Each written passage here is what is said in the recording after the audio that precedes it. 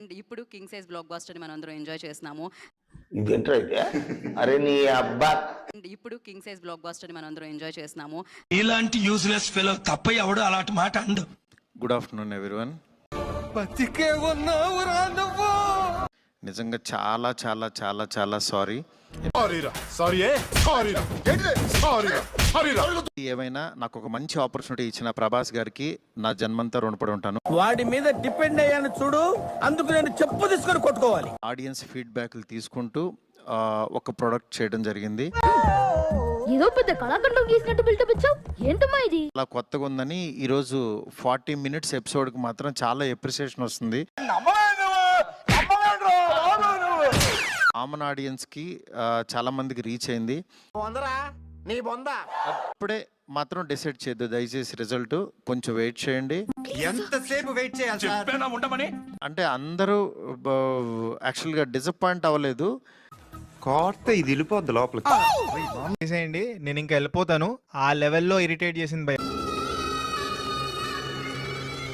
అయ్యా లోపలంతా Raja Saab movie is a very big scam అనిపించింది. ట్రైలర్స్ ఇంకా టీజర్స్ లో చూపించినవి చాలా పోర్షన్స్ లేవు. మనం చేసేది గుళ్ళో పూజ. మరి మళ్ళీ ఈ సినిమాకి పార్ట్ 2 ఒకటి. మారుతి గారు, మీకు sincere request, please don't make such films.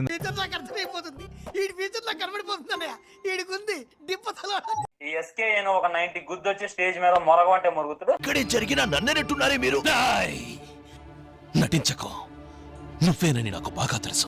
నువ్వేనా ఫోన్ లో మాట్లాడింది? అవునండి. ఏం మాట్లాడావు?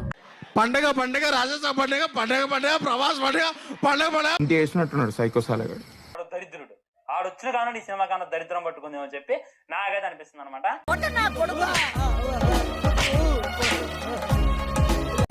రవి ఎలా ఉంది థియేటర్ దగ్గర? మంచి గోలగోలగా ఉన్నట్టుంది. అయ్యా లోపలంతా అంత సవ్యంగానే జరిగింది.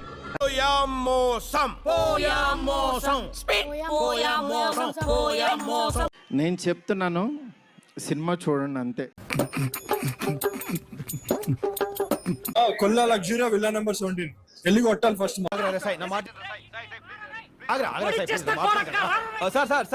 నా మీద ఇలాంటి స్కీములు పెట్టకండి రా. అసలే సుఖ సంసారం లేనోండి, సుఖంగా బతకనివ్వండి రా. అయిపోయింది, నాకు కథం, నాకు ఇష్టం లేదు. I want to reach 1 million likes. So please,